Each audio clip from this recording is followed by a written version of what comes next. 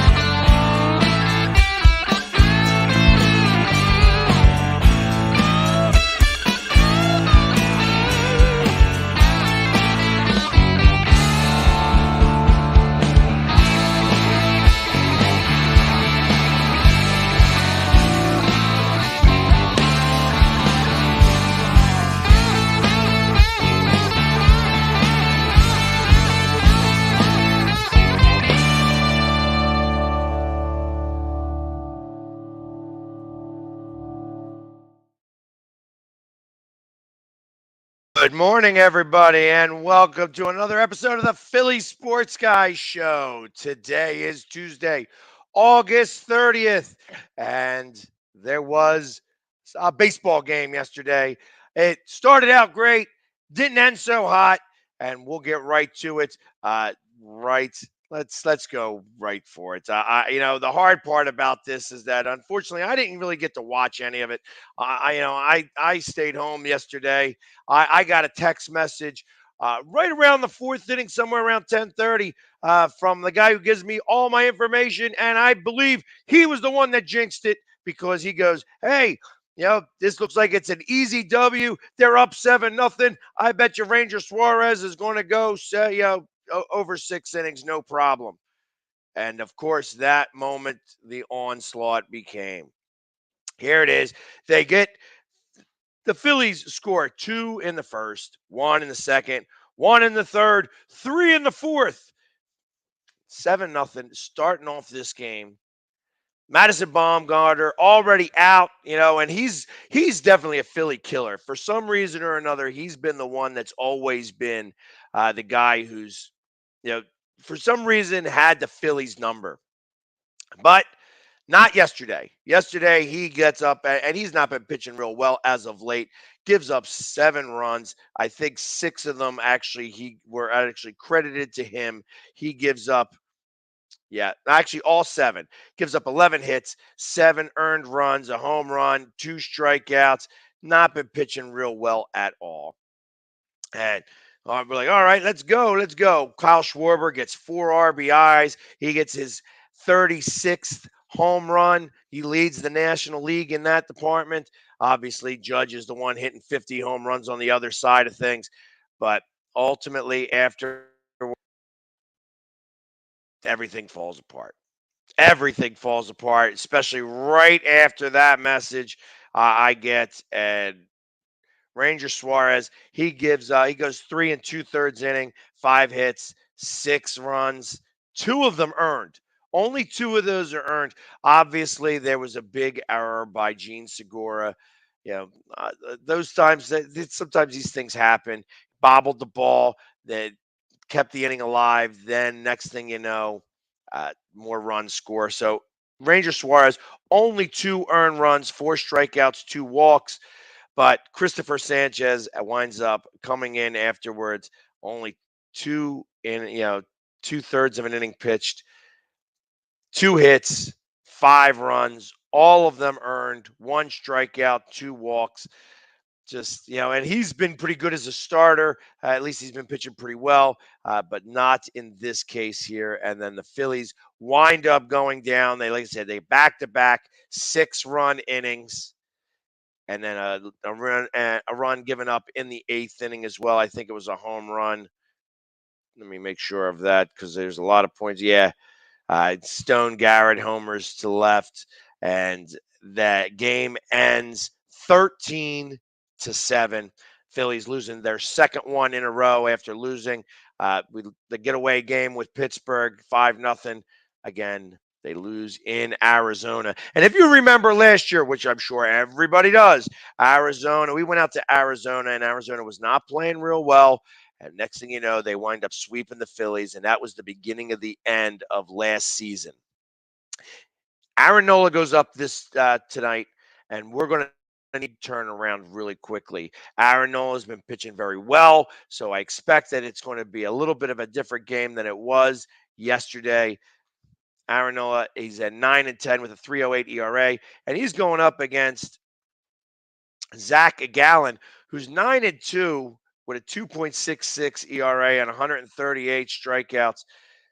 He's got a strikeout per inning. He's got 138 innings pitched. Aaron Nola's got 166 innings pitched. So I expect this to be a very low scoring game here. We're going to need to be able to get the bats working early. Let's get this guy out of the game and see if we can come away with a win. It's going to be important. We need to break the snide against Arizona. Not only did they lose 3 in a row last time, so this is our 4th loss in Arizona in a row from what I remember, and I don't even know if it goes back a couple of years where we haven't won maybe a game even longer than that. So it's 4 in a row that Arizona has beaten us. Arizona is not a great team. However, they are doing actually pretty well right now. I think they're on a 4-game winning streak. They are 7 games under 500. They've been slowly battling back to 500, but the Phillies have got to take care of business. So they are 15 games above 500. The Padres won. The Brewers won. So they both catch up a game from yesterday. So we cannot continue to do this. We have to make sure to win these games, especially and beat the teams that we have to beat. And this is one of these teams that we absolutely have to beat because we go here and then we're going up to San Francisco, another team that's not playing very well. Obviously, San Francisco lost again yesterday. Padres, they were still trying to fight to stay in the wild card hunt. They were winning a couple of games, but obviously losing to the Padres is a setback a little bit. But we have to win these games if we're going to continue to be in this wild card position, because not everybody else is going to lose. We can't continue to think that the Padres are going to lose or that the Brewers are going to lose. It's getting close to crunch time, and in September, everything's got to turn around. So now we do no longer have Joe as our manager. This is Rob Thompson's team. Rob's got to make sure that these guys come to play today and get these things up and running again. Nick Castellano is out. You know what? Obviously, let's give him a couple of days rest. I hope he comes back much stronger. But Chris, I am blaming you for this loss. You sent me that text message yesterday. Chris is my guy. He always gives me all my information, and I really do appreciate it. He's always quick on the draw. So the reason why the Philly Sports Guy is up to date is all because of Chris, because he keeps up to date on every news story that comes out and makes sure that I am aware. But he jinxed them yesterday. He definitely jinxed them. Said that this is going to be a very easy game for the for the Phillies to win, easy dub. Not to be the case. Not to be the case. And it surprised me. I was like, of course, I went to bed. I didn't watch the game, and I woke up and I'm like, of course, that's what happens. 13-7. It's going to be all right, though. We're going to be able to come back from this. Like I said, you just toss that one away. With all the earned runs, it wound up only being 8-7 because obviously, Gene Segura, had he been able to get out of that inning, he probably would have came back strong the following inning, but he wasn't able to get out of the 4th. And unfortunately, that's the way it works sometimes. So we'll see what happens as we move forward here, but obviously this is going to be a big series with the Phillies because we remember how last year this was the downturn. This was what started this slide that slid us out of the playoffs, and the Braves wind up making the playoffs. Can't have the same thing happen again this year. So let's go ahead and move on because there is some big things happening in Philadelphia today as well. There is cut day. They get to the 53-man roster today, and there's been some notable cuts throughout football in general.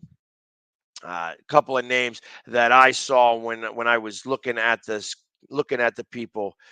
Yep, Greg Ward is one of them. He's going to definitely not be on the team. He hasn't been cut yet because it didn't make my list here, but obviously it is going to be some big news because I he first off, he's been like non-existent at camp today or this season. So, I kind of expected that this was going to occur. He just hasn't been, doing well, and yeah, we're really stocked at wide receiver, specifically because we're going to wind up probably carrying 6 wide receivers, specifically because Devin Allen's going to make this team. Devin Allen is just that speed burner that you see going down and covering punts, and now he's going to probably be the punt returner as well. I expect that he's going to make this team really well. So let's talk about guys that have already been cut from the roster. Deontay, yeah, again, we kind of expected him not to make it. Carrick Wheatfall, Lance Lenoir, obviously no names that we can think of yet. William Dunkel, he's gone offensive tackle or offensive lineman, and Jared Williams, an offensive tackle. They didn't make it. Ali Fayyad didn't make it. Jimmy Moreland, Jared Maiden, and Josh Blackwell are the ones that are cut up to this point. They have not really released any more going on. I'm going to go right to the Eagles list right here. Let's see if I can pull them up and see if I can get any more updates, if they've made any more cuts as of yet.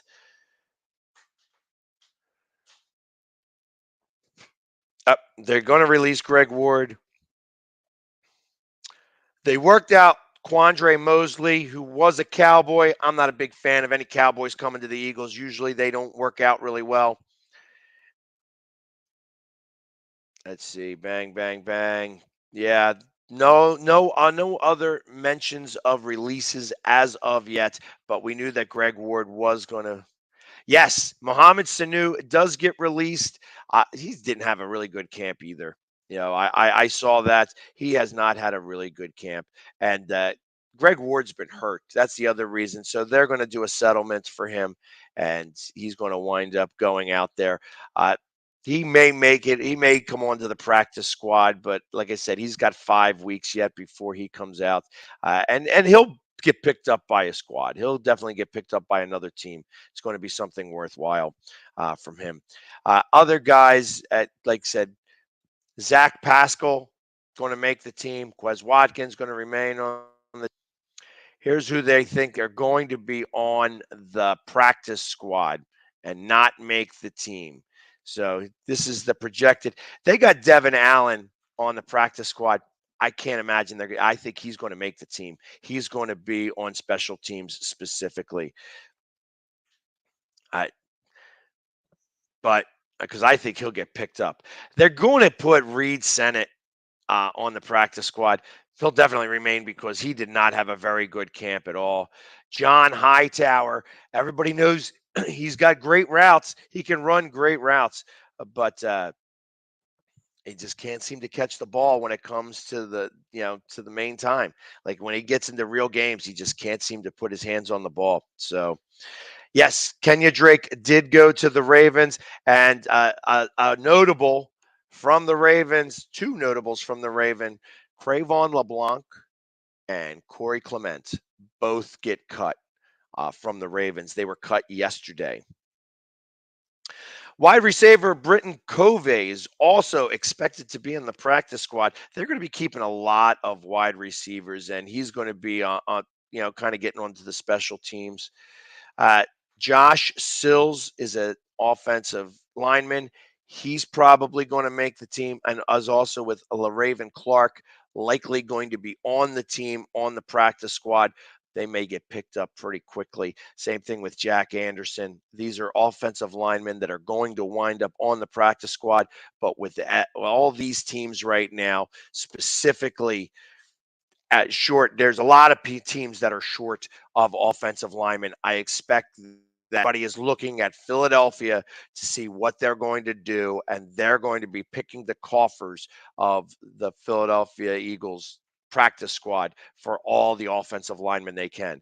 I know that Dillard has been getting some trade potential. So has Jalen Reagor. He has been getting a lot of inquiries about them, but I don't know that either one of them is going to get traded, because I think that they actually want Dillard on the practice as a backup, because just in case if anybody gets hurt, Dillard can definitely fill in there nicely.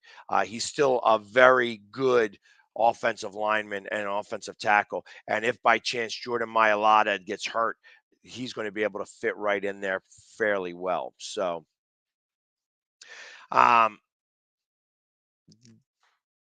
Azarata, as you're talking about Buffalo's kickers and punters, Azarata, I think, obviously he's got some stuff that's going on right now with San Diego State University, and how this girl, when you're talking about rape, and especially with somebody underage, it's going to be a big deal. So hopefully things work out with that guy. But I'd keep an asterisk next to his name, because, like I said, if there is a situation where we could use a punter, somebody who can kick it 80 yards is worthwhile having on the team.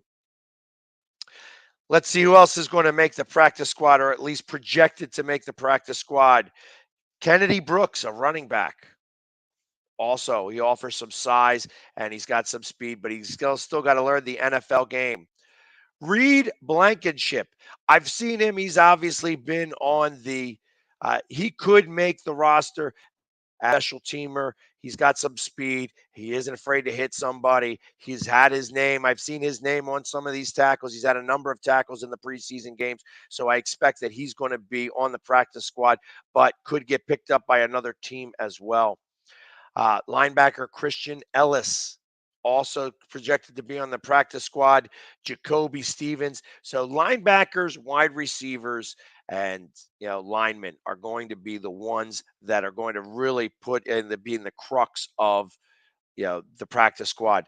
They got Mario Goodrich. Not sure that he's going to stay there. Josh Blackwell, same thing, and Tay Gowan. All three of those guys are cornerbacks. Again, I kind of expect that you're going to see cornerbacks, offensive linemen, defensive linemen, and wide receivers. Those are the four guys that you keep. You'll keep a third string quarterback. I think that if they wind up having to get to their third string quarterback, the Eagles are going to go out somewhere else to go get a quarterback. They're not going to deal with what they have going on. Last on the list that is expected to make the practice squad, but necessarily get cut, is defensive tackle Marvin Wilson, who had a pretty decent camp as well. So those are the guys that are expected to make the cut, or at least get onto the practice squad. I think the Eagles are going to wind up keeping, like I said, Devin Allen specifically, and Blankenship. Both are going to wind up on the squad, on the 53-man roster, as they're going to be special teamers, because they have really stood out in camp, at least in my eyes, specifically. Let's take a quick break, and we will be back right after these messages, where I've got something to say. I've got something that I'd like to talk about. I didn't mention it yesterday. It was something that happened last week, but I'm going to call out the NFL here for just a minute. It's back right after these commercial messages. I mean, you can see right now, without LeBron, Lakers are struggling. Let me tell you about a team I hate, all right? I know the Dallas Cowboys fan is here, so I had to make sure he knew how much I hate this team. I'm ready. I've often said that the people who run baseball, they try very hard to ruin it.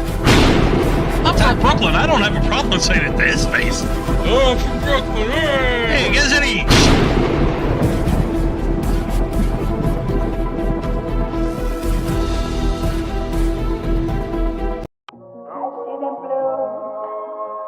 about me and you, and I think to myself,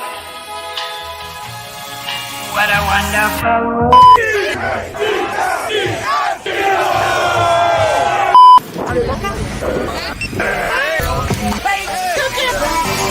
Wait, no, you Okay, gotta go get ahead. me at the random. I'm not prepared.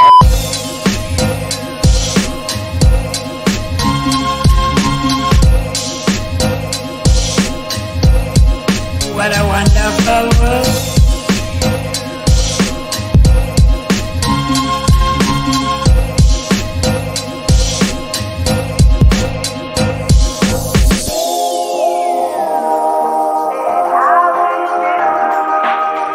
They're really saying I love you.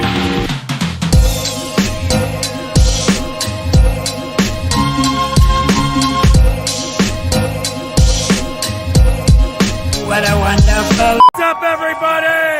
It's the Philly Sports Guy here with Philly Sports Trips.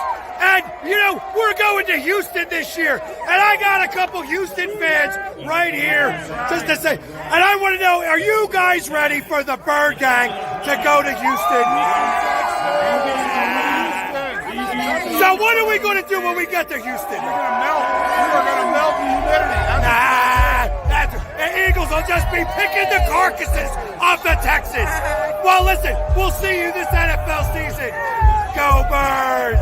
Yeah! This is a presentation of Northeast Streaming Sports.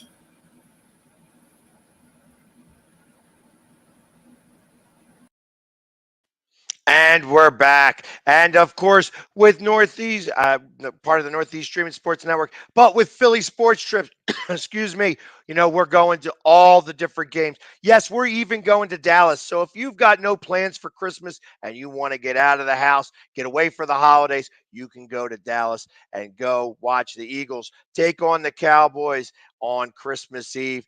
They are going down there. So it's going to be a fun trip down there or to any one of the games. We're going to Houston. We're going to Indianapolis. We're going to Chicago.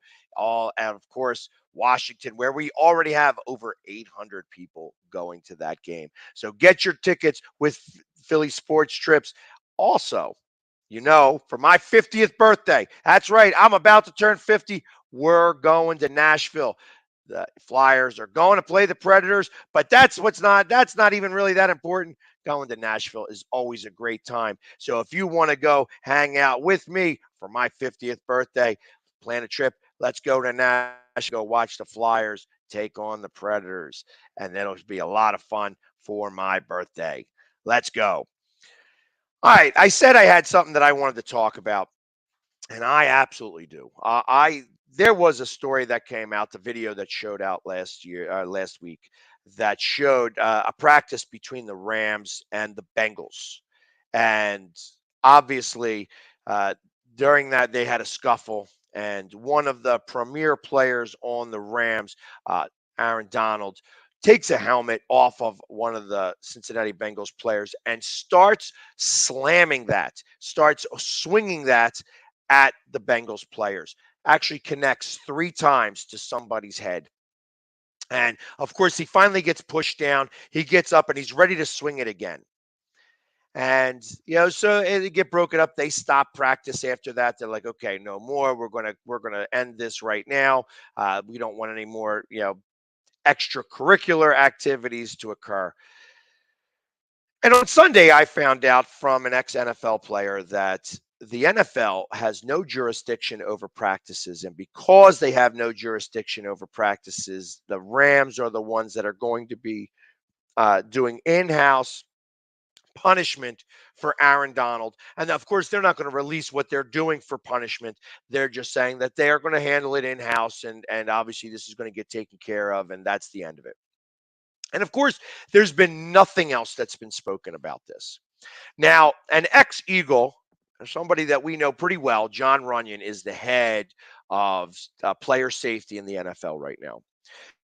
Because the NFL does not have any jurisdiction over practices, that he's not even going to get to review the tape or see the tapes, which because the NFL gets all of the tapes from the practices from every team.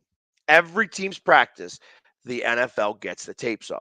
So they do get to see this, but obviously it was a fan who wound up taking that video, and that video was a little grainy. They were able to show it a little bit better, but ultimately, Aaron Donald's going to get away with this scot-free.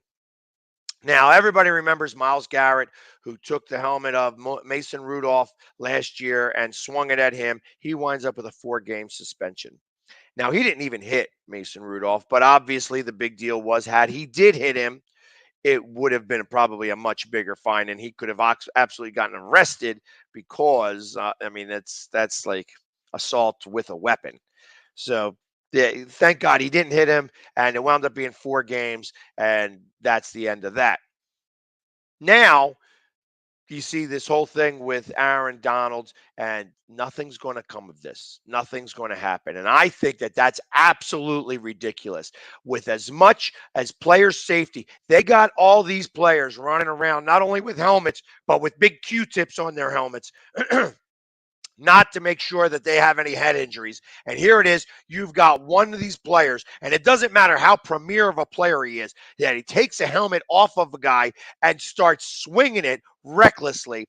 That is intent to injure. That, as far as I'm concerned, that's intent to injure. And he should have gotten arrested from all that. But the NFL should absolutely step in with this. If they're so worried about player safety, and then here you got a guy who's just swinging a helmet recklessly, banging guys on the head, and everything's just okay, the fact that they are not doing anything and they're not stepping in, that they're not even making any type of statement on this is absolutely ridiculous. I feel that the NFL is, again, they like to turn a blind eye to certain specifically when it suits their convenience. And this is one of those things that does suit their convenience. Aaron Donald, it may be a great player, but he did a bad thing.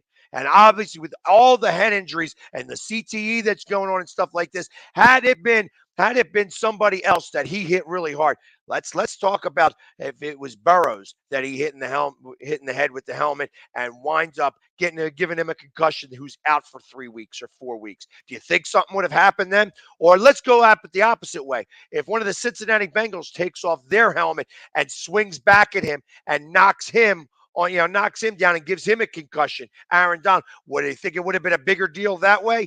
Absolutely would have been. The fact that the NFL is not doing anything at all is problem here, is a problem. The NFL should come down. They should give him a 6-game suspension, specifically to put it out there that you are not allowed to be swinging helmets like weapons on people's heads. We are trying to protect the players, and we're trying to protect their heads. And here it is. The NFL turns the blind eye to this incompleteness. And I find that this is absolutely ridiculous. The Eagles don't play the Rams, so it doesn't matter to me one way or another. I don't really care, but I do know that this is two-faced. Where hey, we're gonna give Myles Garrett a 4-game suspension because it happened in game, but because it happened in a practice on an NFL field or an NFL practice facility, we're not going to let it happen. We're going to let the teams take care of it. And of course, the Rams are like, oh, well, we're going to take care of this in-house. He's going to get disciplined this way. You know how he's getting disciplined? Bad boy. Stop that. Don't do that again. And I think that that's absolutely horrendous. It's a horrendous on the Rams. It's horrendous by the NFL.